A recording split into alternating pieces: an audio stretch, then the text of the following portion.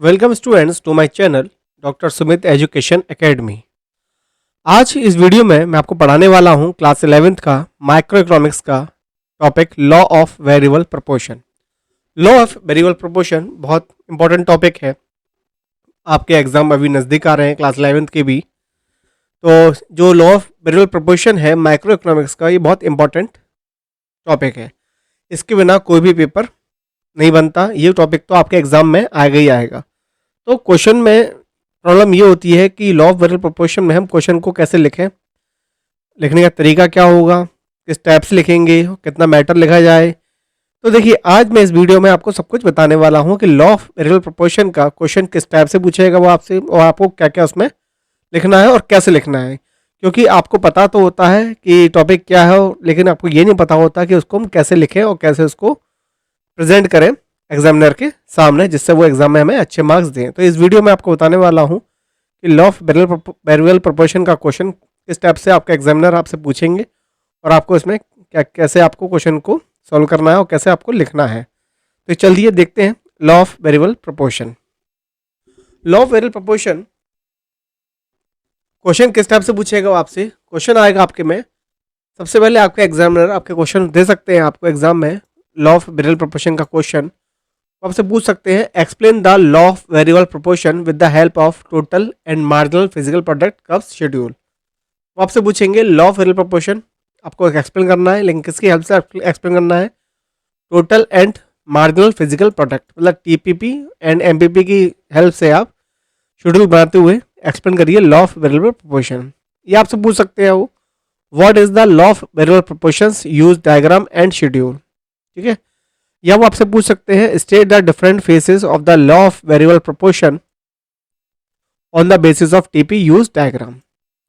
तो law of variable proportion इन तीन क्वेश्चनों के जो मैंने बताए हैं आपको, इस टाइप से आपके एग्जामिनर आपसे पूछ सकते हैं, लेकिन आपको उसमें लिखना क्या है, कैसे सॉल्व करेंगे और लॉ ऑफ वेरिएबल प्रोपोर्शन होता क्या है, हम सीखेंगे इस वीडियो के अंदर। अब चलते हैं, अब देखते हैं इसके अंदर कि आप इसका क्वेश्चन का आंसर कैसे देंगे। सबसे पहले हम सीखेंगे इसके अंदर अब क्वेश्चन का आंसर आपको कैसे लिखना है और लॉ ऑफ वेरिएबल प्रोपोर्शन क्या होता है इसको हम जानते हैं। देखिए, सबसे पहले जो स्टडी है लॉ ऑफ वेरिएबल प्रोपोर्शन, यह स्टडी हमें बताती है कि जैसे मान लीजिए आपके पास कोई रिसोर्स है, इसको नाम देते हैं लैंड का, कि आपके पास एक लैंड है। ठीक है, इस जो लैंड है इसके ऊपर कोई भी लेबर आपने अभी एम्प्लॉयड नहीं करी है, कोई भी लेबर आपने नहीं लगाई है। तो अभी लैंड आपको जो प्रोडक्शन दे रही है बना के, कितना दे रही है? 0। ठीक है, तो जैसे जैसे आप इसमें लेबर एम्प्लॉयड करेंगे, जैसे जैसे आप इसमें लेबर एम्प्लॉयड करेंगे, आपका जो प्रोडक्शन है क्या होता जाएगा? इंक्रीज होता जाएगा। ठीक है, तो जो लॉ ऑफ वेरिएबल प्रोपोर्शन होता है वो आपसे पूछता है, जो लॉ ऑफ वेरिएबल प्रोपोर्शन है वो शॉर्ट रन प्रोडक्शन की स्टडी है, शॉर्ट रन प्रोडक्शन।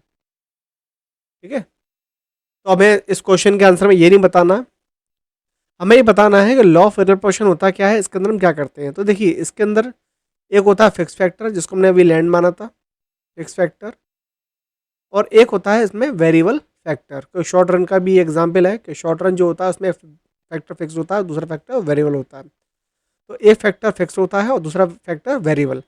तो जो लैंड हमने मानी थी ये तुम्हारा फिक्स फैक्टर है, और जो लेबर हमने मानी थी वो कौन सा फैक्टर है? वो वेरिएबल फैक्टर है, लेबर। ठीक है, तो एक फैक्टर फिक्स्ड हो गया, एक फैक्टर वेरिएबल हो गया। जब हम फिक्स फैक्टर पर वेरिएबल फैक्टर का यूज़ करते हैं, तो जो हम आउटपुट निकल के आता है, आउटपुट तो जिस रेट से निकल के आता है उस रेट की स्टडी करने कहलाता है लॉ ऑफ वेरिएबल प्रोपोर्शन। कि जो लैंड पे लेबर एम्प्लॉयड की गई है वो आपको किस रेट से किस टाइम पर कितना आउटपुट बना के देगी, उसी रेट की स्टडी को हम बोलते हैं लॉ ऑफ वेरिएबल प्रोपोर्शन। तो स्टडी क्या है? सिंपल सी स्टडी है। सबसे पहले सीखेंगे लिखना कैसे है। तो आप पहले आंसर लिखेंगे the law of variable proportion. Variable proportion क्या है, क्या बताता है हमें? ये तो वही लिखना है जो क्वेश्चन में दे रखा होगा। The law of variable proportion state क्या बताता है? That if using more and more units of variable factor, मतलब लेबर की जितनी ज़्यादा यूनिट्स यूज करते हैं आप, किसके साथ? With a fix factor, land के साथ। तो आपका जो प्रोडक्शन है, जो आपका प्रोडक्शन है टीपीपी प्रोडक्शन है, क्या होता है? इंक्रीज होता है कौन सी रेट से? इंक्रीजिंग रेट से। कब? In the beginning. मतलब ये है कि जब लैंड एम्प्टी पड़ी हुई थी, खाली थी, और जब उस पर हम क्या लगा रहे थे, लेबर लगा रहे थे ज़्यादा से ज़्यादा, तो इनिशियल स्टेज में लेबर क्या कर रही थी, प्रोडक्शन को बढ़ा रही थी। पहले पहले तो जीरो था, उसके बाद क्या होगा, आउटपुट बढ़ेगा ही आपका, लेबर लगेगी जब लैंड पर तो आउटपुट क्या होगा, बढ़ेगा। तो इनिशियल स्टेज में जो आउटपुट था, मतलब जो प्रोडक्शन था, क्या हो रहा था, increase at a increasing rate, ठीक है, इन द बिगिनिंग। उसके बाद क्या होगा, जैसे जैसे लेबर बढ़ती जाएगी किस पर, फिक्स फैक्टर पर, तो आपका जो प्रोडक्शन है क्या होता जाएगा, कम होता जाएगा। देन एन इंक्रीज, तो प्रोडक्शन क्या होगा, बढ़ेगा, लेकिन कौन से रेट से बढ़ेगा, डिमिनिशिंग रेट से। उसके बाद जब लेबर ज़्यादा हो जाएगी, जब उस पर रश बहुत हो जाएगा कि फिक्स फैक्टर के ऊपर लेबर का, तो after a level of output and ultimately क्या हो जाएगा, प्रोडक्शन आपका फॉल्स होने लगेगा। तो तीन चीज़ सीखी आपने कि प्रोडक्शन जो बढ़ता है पहले वो बढ़ता है इंक्रीजिंग रेट से, दूसरी बार बढ़ता है प्रोडक्शन डिमिनिशिंग रेट से, और तीसरी बार क्या होता है, प्रोडक्शन आपका फॉल्स हो जाता है। इसको याद करिएगा। फर्स्ट, सेकंड और थ्री स्टेजेस में काम होता है। पहला इंक्रीजिंग रेट है, क्या हो रहा है, इंक्रीज। दूसरा डिमिनिशिंग रेट है, क्या हो रहा है, इसमें भी इंक्रीज, लेकिन थर्ड स्टेज में क्या हो गया, आपका फॉल्स हो गया आउटपुट। इसी को समझते हैं किसमें, मार्जिनल प्रोडक्शन में। एमपी क्या होता है, एमपी होता है कि एक लेबर के इंक्रीज होने से, एक लेबर के इंक्रीज होने से, मतलब पर लेबर इंक्रीज होने से जो एमपी है, जो आपका मार्जिनल प्रोडक्शन है, वो क्या होता है, पहली स्टेज में इंक्रीज होता है, सेकंड स्टेज में फॉल होता है, और थर्ड स्टेज में क्या हो जाता है, नेगेटिव।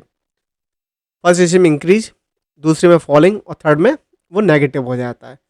तो इस तरह से आप अपने आंसर को लिखेंगे। क्या लिखेंगे, इस आंसर को फिर दोबारा से सीख लेते हैं एक बार। द लॉ ऑफ वेरियल प्रोपोर्शन स्टेट क्या बताता है, इफ यूजिंग कौन सा फैक्टर, वेरियल फैक्टर, किसके साथ, फिक्स फैक्टर के साथ। तो हमारा टीपी क्या होगा, इंक्रीज होगा, कौन से रेट से, इंक्रीजिंग रेट से। दूसरी स्टेज में इंक्रीज होगा टीपी हमारा डिमिनिशिंग रेट से, फिर थर्ड स्टेज में क्या हो जाएगा, फॉल्स। तो इसको याद कैसे करेंगे, तीन स्टेज आप बना लेंगे। पहला क्या हुआ, प्लस प्लस, कि पहले इंक्रीज हुआ कौन सी रेट से, इंक्रीजिंग रेट से। फिर क्या हुआ, प्लस माइनस, मतलब क्या हुआ कि इंक्रीज हुआ कौन सी रेट से, माइनस की रेट से, मतलब डिमिनिशिंग रेट से। और थर्ड में क्या हो गया, माइनस, मतलब आपका प्रोडक्शन फॉल्स हो गया। सेम इसमें है, पहले क्या हुआ, इंक्रीज, फिर फॉलिंग, और फिर नेगेटिव आपका हो जाता है। तो इस तरह से आप इसको याद कर लेना।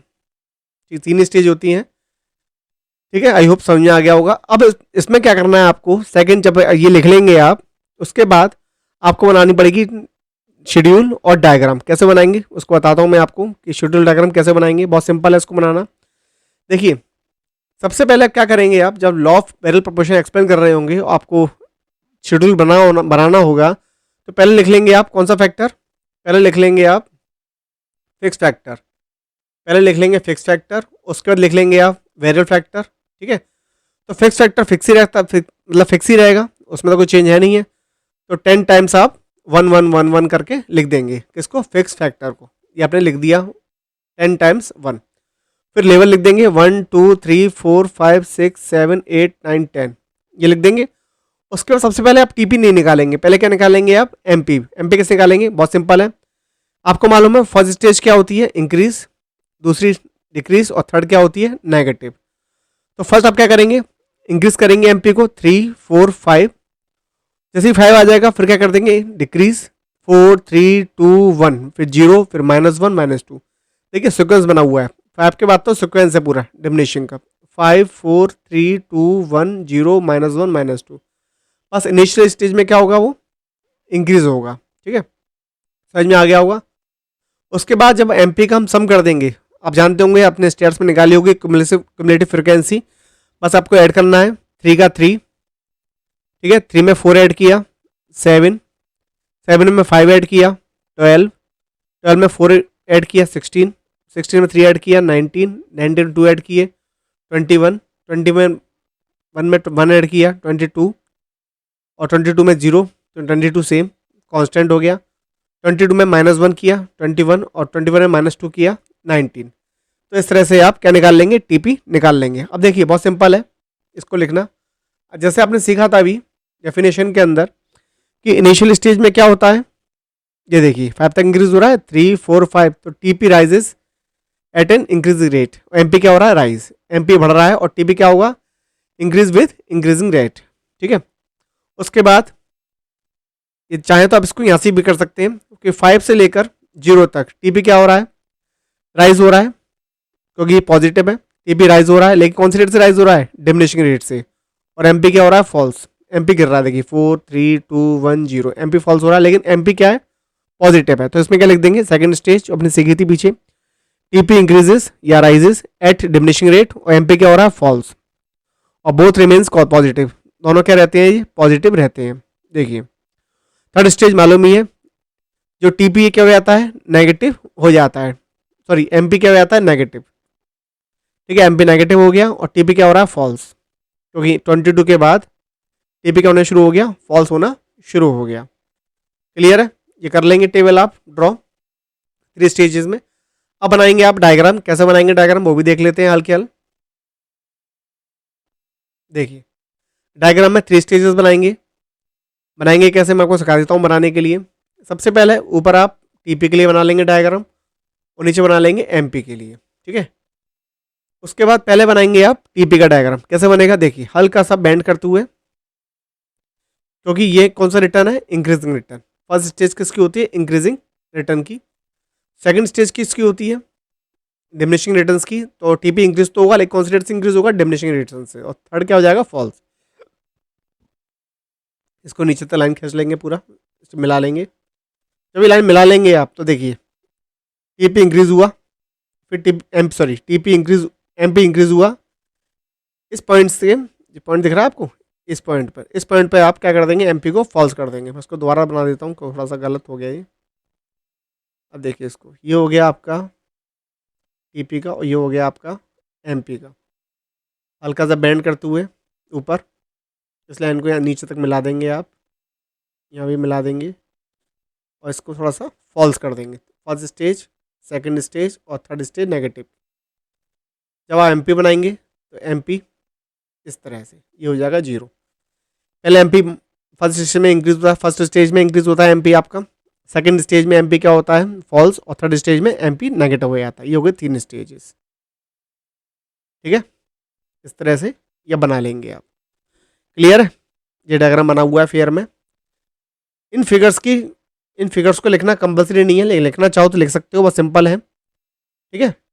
लेकिन इसको लिखना कंपलसरी नहीं होता। यहाँ पे आप लिख देंगे टीपी, यहाँ पर वाई, यहाँ पर एक्स, और यहाँ पे आ जाएगा आपका आउटपुट, ठीक है।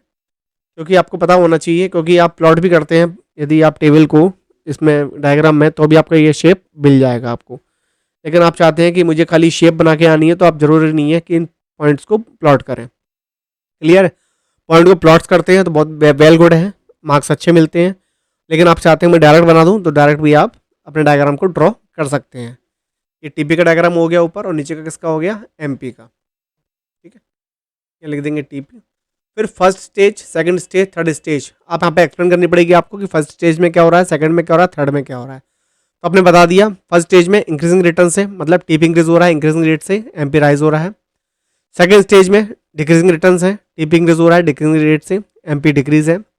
और थर्ड स्टेज में टीपी फॉल्स हो रहा है, एमपी क्या है, नेगेटिव। तो इस तरह से आप अपने क्वेश्चन को एक्सप्लेन कर सकते हैं। आई होप ये वीडियो आपको बहुत अच्छी लगी होगी और समझ में आपको आया होगा। तो ऐसे ही मैं शॉर्ट क्वेश्चंस आपके लिए लाता रहूँगा, और एग्जाम में किस टाइप से लिखना है हम इस सीखते रहेंगे अगले वाली वीडियोज़ में। यदि वीडियो पसंद आई हो तो उसको लाइक करें, अपने फ्रेंड्स जितने भी 11th में हैं उनको शेयर करें, और चैनल को सब्सक्राइब करें। Thanks for watching.